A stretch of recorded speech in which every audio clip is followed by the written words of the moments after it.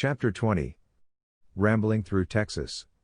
In the spring of 1950, Lee Pollard and Donald Dutch Barwald were getting things lined up for their trip to the wheat harvest. Lee owned 3 Massey Harris self-propelled combines and Dutch had a 1937 and 2 1941 Chevrolet trucks. Lee had his combine operators hired and Dutch had Darrell Doe Spencer hired to drive one of his trucks, but he was one driver short. Seeing as how my romance had ran aground on the rocks and shoals of life and I was looking for a new adventure that would get me out of Clarksdale. It didn't take much convincing for me to become a member of the harvest crew. I told Dutch that I would have to return in July to help Spencer harvest our wheat at Stanberry. He said that he could probably find a replacement when I had to leave. I went to Arkansas with Dutch the previous year to get a load of rocks. We had mined them from a beautiful creek bed where the water ran clear and pure. Dutch was building a new house at 1014 Penn Street in St. Joe. He was going to cover it with rocks like many of the homes in Arkansas. In the meantime, I was needing some money for the trip, so I sold my Pontiac to Tootie Collins. A couple of days later we were ready to go. The combine headers were loaded onto the trucks and the combines were pulled backwards behind the old Chevys like a trailer. I, being the newest driver, was relegated to drive the old 1937. We were lined up on the west side of town in front of Charlie Barwald's home. He was the father of Dutch. Lee was pulling a house trailer behind his brand new Chevrolet 4-door sedan. The trailer was about 30 feet long and would serve as living quarters for the combine operators. Lorenz Shepard was a big strapping 6'3" Clarksdale boy who had signed on with Lee. He had 2 more operators that we were to pick up at Highland, Kansas. As the caravan came down the main street of town, there were a few folks on the sidewalk waving us goodbye as we set out on the great American adventure. An hour and a half later we pulled into Highland, and standing on the street with a couple of old cardboard suitcases were 2 colorful-looking characters. They were Virgil King and Bob Foster. Virgil had served in the army with Lee in Burma during World War II. And Bob was King's drinking buddy.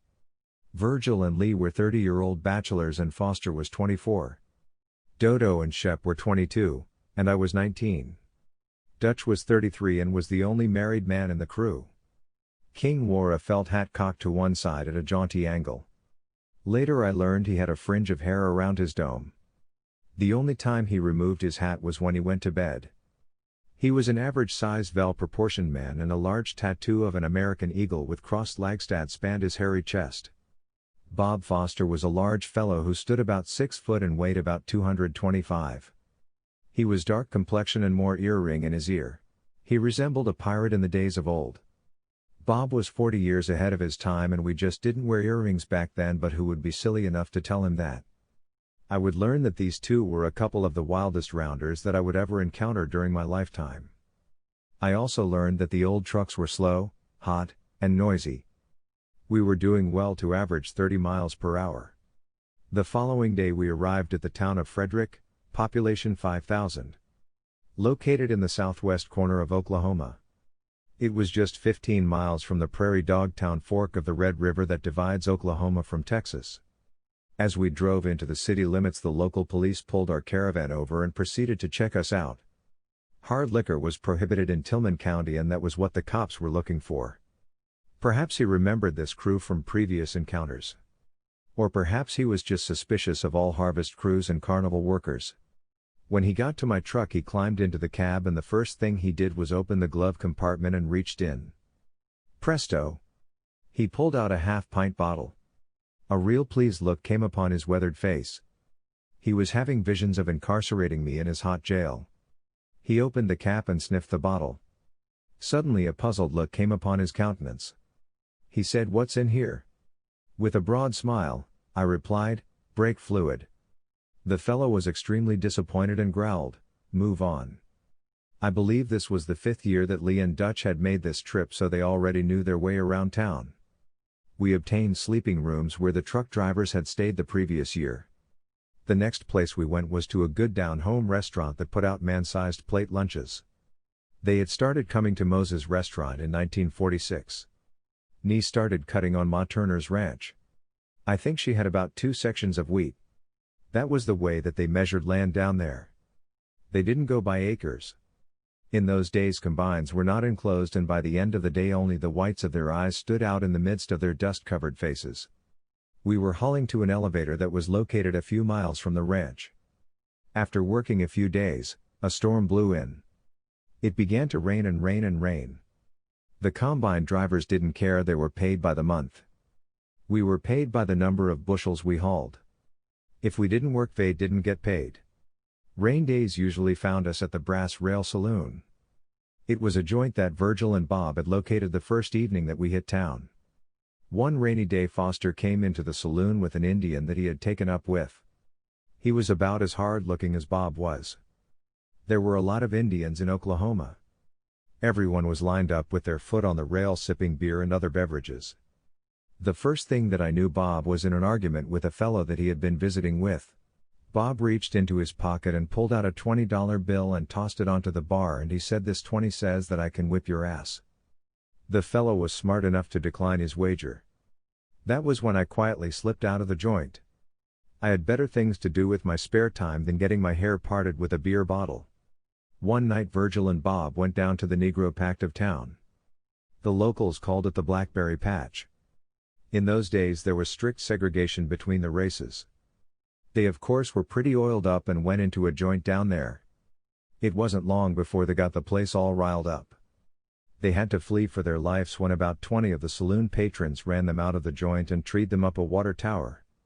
Fortunately for them, someone summoned the cops and they were able to extract them from their lofty perch and usher them back to where they belonged, with a promise to lock them up if they strayed down there again.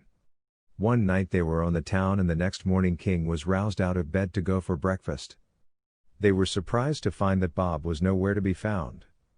Virgil said that the last time he saw Bob they were in an alley, and I tried to go back to the boar's nest and he wouldn't go. So I picked up a piece of gas pipe and was going to spear him and throw him over my shoulder and bring him home. I missed him and skinned his ribs, and that was when I decided to go back to the trailer. Lee said, "Dutch, would you go to the police station and see if they have him?" Dutch said sure. He asked the jailer on duty if he had a Bob Foster back there, and the jailer said no, but I have a Bob Jones back there. Dutch said, "Could I have a look at him?" Sure enough, there sat Bob peeking through the bars and holding his head in his hands with a monumental hangover and sore ribs. After bailing him out, he returned with him to Moses' restaurant where we were having breakfast. Bob looked like he had just crawled out of a rat hole. Hamtown, population 20. After experiencing the harvest brigades of 1944 and 45, central feature of the equipage is 3 specially con. Most of us take big-scale harvesting operations in our stride. Structured trailers which house the crew. These are labeled "Here's one," however, that tops anything we've seen to date. Smoker, diner and sleeper by the wheat cutters. The original story quoted in part below appeared in the Sleeper contains bunks for 12 members. The Smoker, June 20th, Amarillo, Texas, Daily News, has additional bunks for 6 crewmen as well as a power. Hamtown, population 20. Equipped hot and cold water shower. The diner has a long eating table, a galley and quarters for the cook and her. By this sign, Panhandle farmers are learning what it is husband to cut wheat on an assembly line basis. Of course, the principal reason behind the trailer train is Hamtown is a self-sufficient community on wheels, to provide means of unhindered wheat harvest operations. Signed to accommodate all needs of one of the largest harvests. 7 self-propelled Massey Harris machines form the crews ever to hit Panhandle wheat lands. Frontline battery for the cutters. It is the property of N.R. Ham, Perry, Kansas. Wheat during cutting, each combine is greased at least twice a man and lime distributor. The outfit is a culmination of 6-day, with a delay of 4 or 5 minutes. Power-driven years effort to amass a self-contained harvest train which can grease lines, facilitate operations and complete lubrication, act independently in any section of the country. Can be accomplished in minimum time. The housing shortage and parts situation spurred on our magnitude of harvest efficiency provided by train has shown work this year, Mr. Ham declared. Under existing con by the fact the crew has been averaging 375 acres a day. On conditions it is practically impossible to find rooms, and even some fields where there is a minimum of difficulty, the calm meals, for a large crew of some 20 men every night. Bines have progressed even faster, 400 acres a day, progressed even faster, 400